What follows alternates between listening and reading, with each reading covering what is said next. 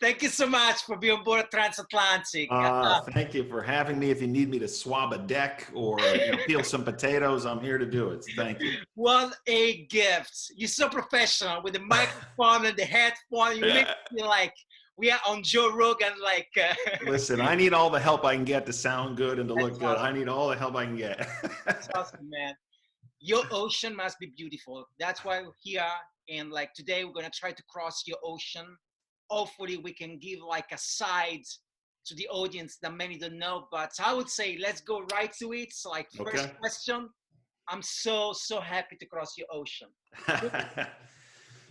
First question, the Republic of Rhode Island was a micronation on a main platform on the Adriatic Sea, 7 miles off the coast of Rimini, which is a town in Italy. It was built by an Italian engineer named Giorgio Rosa, who made himself its president and declared an independent state on May 1968. Now, Netflix is actually doing a film about this. And it's called The Rose Island. And it's literally getting viral. Now, you are the founder and the chairman of an agency that look like a micronation, if you allow me to say so.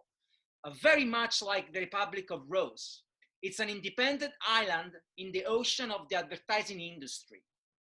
If there were a declaration of independence of Venable, Bell and Partners, what would the first statement be? That's a great question. I love the lead in. I think we hold these truths to be self-evident, that above all, you have to be true to yourself, above all. And I think for us, what that means is, and this took me a little while to figure out and learn, but build the right culture. If I can build the right culture, it will attract the right kind of people, the right kind of talent. They'll do the right kind of work, amazing work, and clients will come wanting that work and pay me for that work, right? And I think that's the beauty of independence in a nutshell. I think holding companies, and I'm going to take a shot at them, but it's not their fault. It's not their fault, because if you think about it, a holding company is a legal institution, and it has a fiduciary responsibility to shareholders. They can't not deliver return for shareholders. It's illegal. So they put money first. They have to. That's the contract with shareholders. And then, but what happens is, then they're more willing, and you can become more willing to take on mediocre work, right? Because you got to make the money, you got to make the buck. And then the people are a little more interchangeable, aren't they? When you're at that level of, just get it done level. And then the culture is kind of non-existent. It's certainly not special or inspiring to a degree that it could be in this business. So I think independence has afforded us that ability to focus on what we want to focus on, true to ourselves. And that would be our declaration of independence. That would lead it off, I think. This is awesome. Remind me a lot of this is the independence and do whatever you like to do is something that every artist, in creative struggle. Now you in San Francisco, I remember Jack Kerouac, the day he found out that On the Road was having a lot of success, he started actually purging, vomiting, got very sick. Wow. And his wife at the time asked him what's going on with you? Isn't that what you wanted? Yeah. And he was like, no, absolutely not. And one of the examples he gave, it was whenever is going to arrive a time where the line that I write in a book is going to pay for my bill, that is going to be a problem. That's now, clearly, this is not one-to-one, but when you were talking about shareholders and trying to meet certain kind of numbers, I totally agree with that. So happy that you guys are independent. Okay, second question. You start as a receptionist at a small New York agency. In transatlantic terms, your journey began as a seaman recruit. It's the first enlisted rank upon entering the Navy, and is considered an apprentice in training. Now, seamen recruits immerse themselves in the culture, learning fundamental skills needed for the future career? What's the single most important skill you learned in your days as a receptionist? So if you were, if you were around in 1988 and you were a receptionist, you remember that all the calls came into the main switchboard.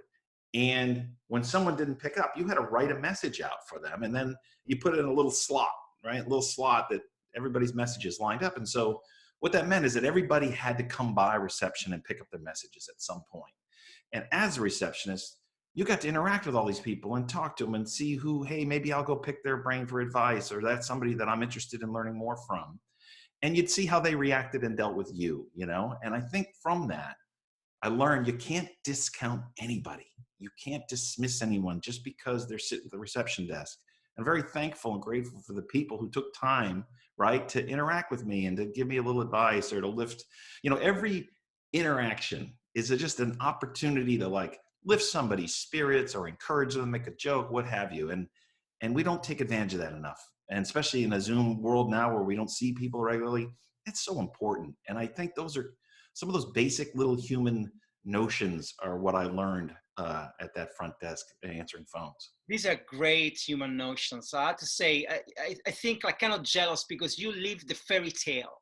Fairy tale of advertising, from receptionist to funding one of the most creative agents in the United States. I think that's a true fairy tale. So it must feel extremely rewarding on a personal level, to look back and say, look what I've crossed. You truly cross a notion. And I think the receptionist as a role and is the very first thing that you see when you get into an advertising agency. I remember in 1997, I was in London, and I didn't know that I wanted to be a copywriter, but I bumped into I was living in Docklands, and I bumped into Ogilvy, London, and I remember this golden door facing me, and it was so strange. I didn't have the guts to walk into the reception area. Wow. But I always imagine what would be like for me to make that step, get into the reception area and says hey, I want to be a copywriter. They would have probably kicked me out of the door. But it's a great area to be, because it's the front line. So before I got the reception job, I did go to Ogilvy and I got kicked out because I failed the typing test. And I went to J. Walter Thompson and got kicked out. I went to Y&R and to Gray and to NW Air, and I went to all the BBDO, all the big agencies, and I couldn't pass a damn typing test. Typing test. Oh my God, that's awesome, man. Good. Fair question. The Atlantic Ocean derived its name from a Greek god, Atlas. Atlas was the Titan god with broad sky aloft. He personified the quality of the endurance. After a heavy defeat with Zeus, he was condemned to carry the heavens upon his shoulders. With all due respect to Atlas, because I believe you never engage in a fight with Zeus, you too carry a heavy weight on your shoulders. Hundreds of employees are on your paycheck, and it's a very tough time for advertising agencies. Do you thrive under pressure? Do you ever use pressure as a catalyst to spring forwards, move forwards? It's a really good question, especially like you said in these times.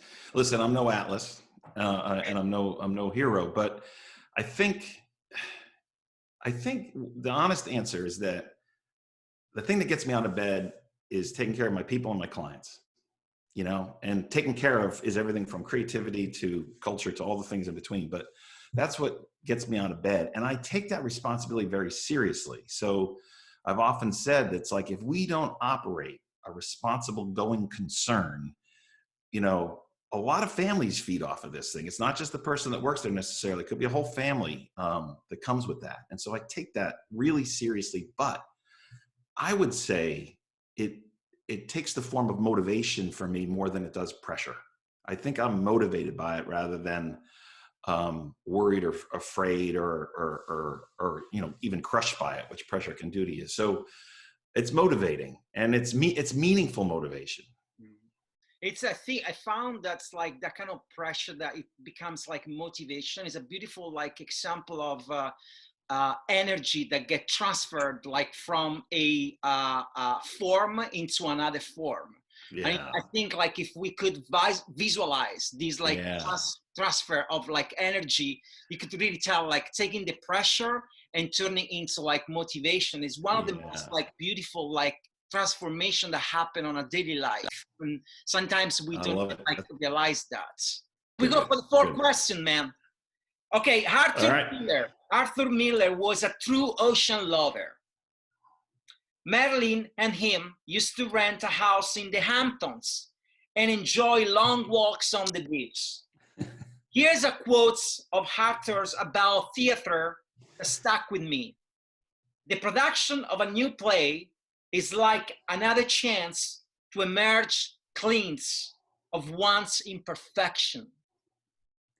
Bridging this to advertising, my question for you is, what does the production of a new campaign represent for you? Yeah, another one. First of all, you have the best questions in the universe. I have to say, all my guests that tell me, I literally work my ass off. You do. I can see it. I can see it. I'm learning more than I'm providing here. Arthur Miller, that's freaking awesome. So, okay, so if you got the goods, if this campaign is the goods, right? If it's the real deal, you know when you love somebody, when you really love somebody, and you get them a gift. And it's not just any gift. It's a gift that either is really special, or maybe it involved you really listening hard or picking up something they didn't know that you picked up. And you did your research, and maybe you scoured and you hunted and you found the gift, and you have it, and you're about to give it to them. And you know how much they're going to freaking love it and how excited they're going to be once they see it. The excitement you're feeling as you're holding that gift before you give it to them, to me, is like birthing a campaign. It's like you're putting something in the world. You're putting something in the world that you're excited about, that you know the world is going to be excited about, and it's for the benefit of others. When you know, our work is for the benefit of others. It's for the client, it's for the consumer sometime, because they're going to get benefit out of it. It's for others, and you created this thing, and you're putting it in the world for the benefit of others. And I think, you know, we talk about creative and certainly creativity, but when you birth something that's meaningful, that's going to help others in some way, I think it's more participating in creation. You know, there's a creation there. There's a thing, and we're all going to touch this in some way, and it's going to have impact. And I think that excites the hell out of me. And I think if creative people don't feel that excitement, you might be in the wrong business, kind of thing. Like you gotta. You won't sleep the night before it launches, because you can't wait for it to unleash on the world. And you're not worried about the YouTube commenters and the people who are going to rip it to shreds. Let them, because It's true, man. The excitement that, it's kind of like you bring me back like to my earliest memory, like, before the millennium. My very, very, very first billboard campaign that I did was when I was in Rome. Cool. And I remember like the night before the crew, like, put up the billboard, literally they glued the billboard on the freeway. I went there and I witnessed that they were doing that. And I remember like, it was like a great moment for me, because you talk about the gifts. And I think that's also one opportunity that we have as a creative, is like, when people ask me like, why advertising? I was like, it's just another way of talking to people. It's my way of like writing letters to the universe, like Herzog used to do it. Yes, I love it. Like, I had the same experience. I did an outdoor campaign, one of my first bigger campaigns for Comedy Central in New York City. And my wife, which I think at the time was my fiance. No, she was my wife, but we were married maybe a year or two. Very, very new in the marriage. We ran around New York taking pictures. Man, beautiful. Oh man. Anyway, go. Fifth question: ocean liners versus cruise ships. Now, I didn't know this. I did a little bit of research, but there is a fundamental difference between the two of them. In a storm, a cruise ship slows down for comfort and safety, where an ocean liners plow right into it. The creative industry is living through the hardest storm since we can remember. Now, are you going through the storm like an ocean liner or like a cruise ship? Do you slow down for safety, or you just like plow through the waves? That's it. That's interesting. So cruise ships slowing down for safety, I'm sure that's to not upset the buffet, right? And not to send the shrimp flying. I think you know the answer to this, Simone. I think no one in this business can cruise, right? We're just not, A, we're not wired that way if we are passionate about what we do.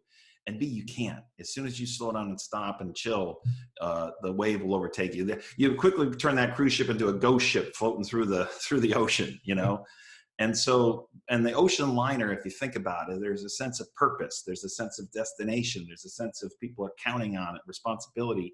And those things sound heavy and not fun, but doing that and heading into the storm and then also making time to have fun, but not slowing down, taking on challenges to have fun, is critical. I think in this pandemic, I'm proud of us because I think not only have we not slowed down, we've actually taken on the storm. We've actually went out looking for the other part of the storm to make sure we were addressing everything we could all at once in these difficult times, whether it's in our offering, in our the way our people were deployed, the way we were working, our processes, everything. So we really took stock and said, we're taking this on now, and let's power through it and come out the other side, you know, having set ourselves up to enjoy when the weather gets pleasant and the sun's out and we could go to the buffet and have a shrimp and a beer. That'd be great, but let's set ourselves up for that.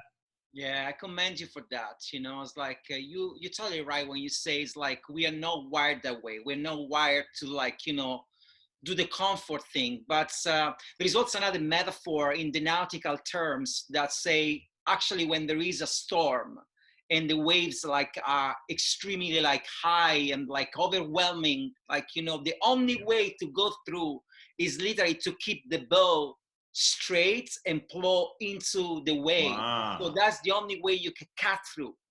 Wow. And I think this metaphor is extremely like, you know, useful when it comes to any storms in life, right?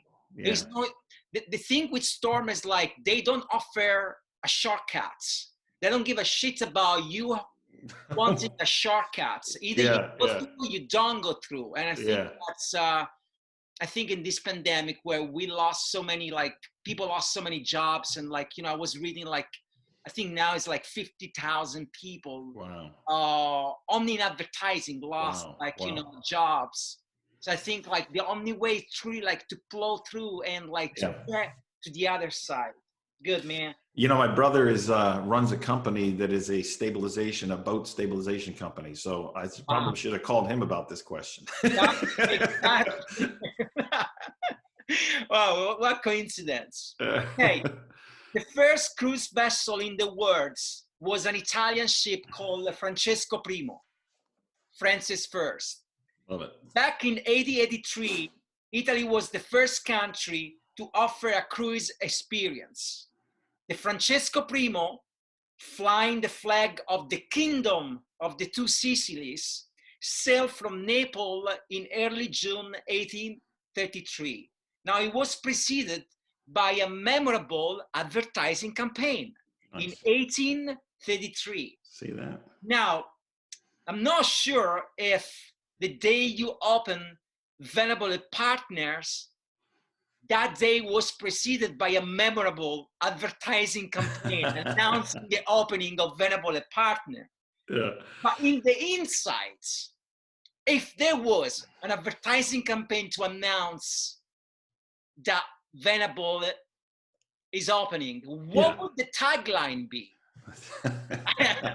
So, you know, the only campaign we had at the time was we managed to get a big piece in the New York Times, the ad column. And the day we opened, which is 2001, several agencies down below had closed in San Francisco the same day. So it was like this, it was a moment in time.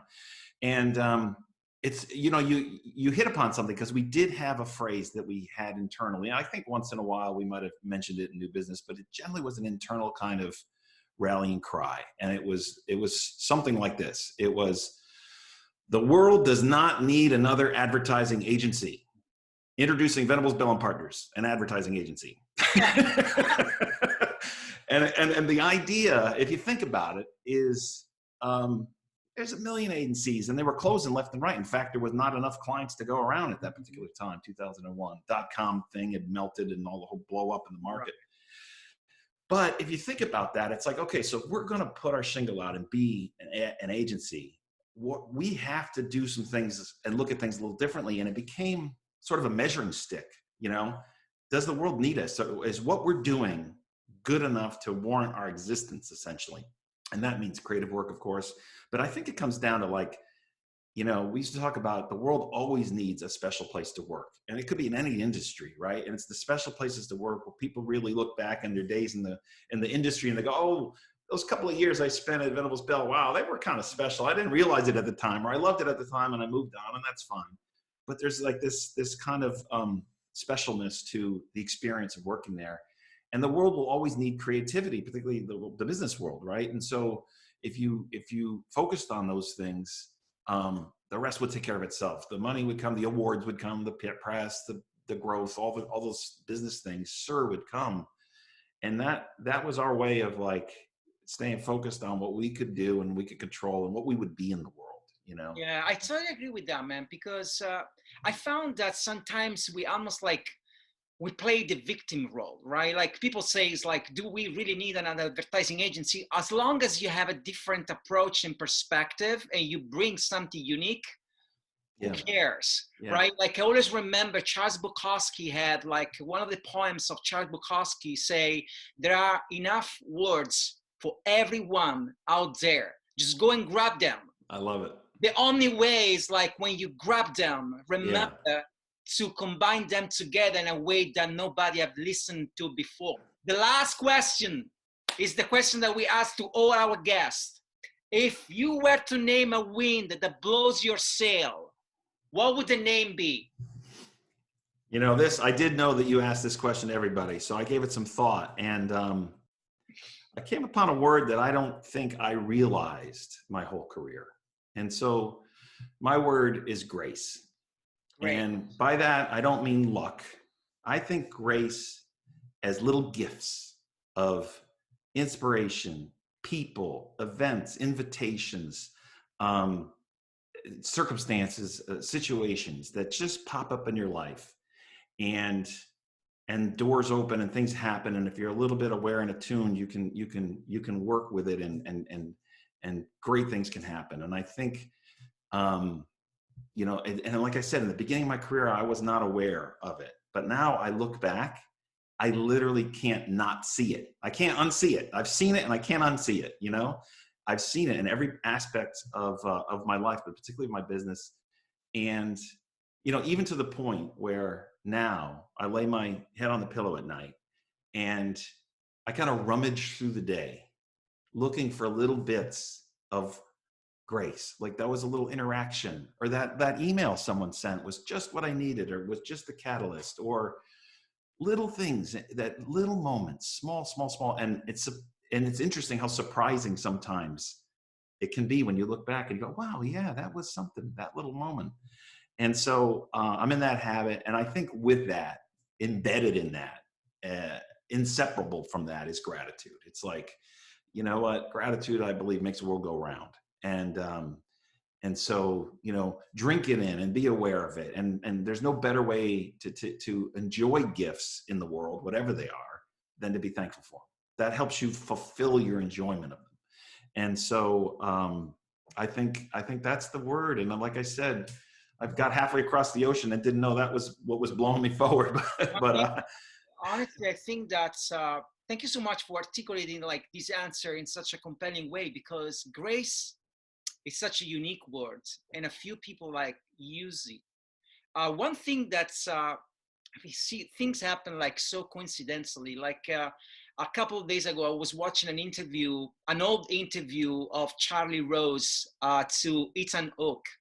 Okay. And Ethan is talking about remembering Robbie Williams and like River Phoenix. At one point to say, you know, the old arts and creativity is there to remind ourselves that we can counterbalance the scratchy and mediocrity of everyday life with bits of grace. Ah, beautiful. Except Beautiful. this. And so it's like the old struggle of being a creative is like trying to go back to the bits of grace every time you can, because you know that they make you feel good. So at night when you like, you know, lay on your beds and like you trying to look for these bits of grace, this is like your creative soul telling you like, you know, Yes. there is a way to counterbalance the mediocrity of life and like, you know, the scratchy roughness of the everyday life that we all go through. So Beautifully said. I love how you relate it to the scratchy, rough parts of life, because yeah, that's exactly it. They're always going to be there. And can you counterbalance? Can you find those little bits that right, even if it was difficult, there was still a beautiful conversation within it, or there was a gesture or a smile or a joke, or and it could be anything, or a piece of music or yeah, an inspiration. I mean, we're in the creative business. Like, where does that come from? Like, our inspirations are like these little beautiful moments, right? And let's celebrate them, you know. definitely. Hey man, thank you so much for being on board the transatlantic. Your Love it. ocean is beautiful, extremely unique, and like you didn't disappoint me. Like, and you, and like all the best for Venables and partner. We Thank need you. people like you. Oh, Thank you so thank you, much. brother. So appreciate it. Thank you. Beautiful. You do an amazing job. Thank you, man. Thank you. Bye.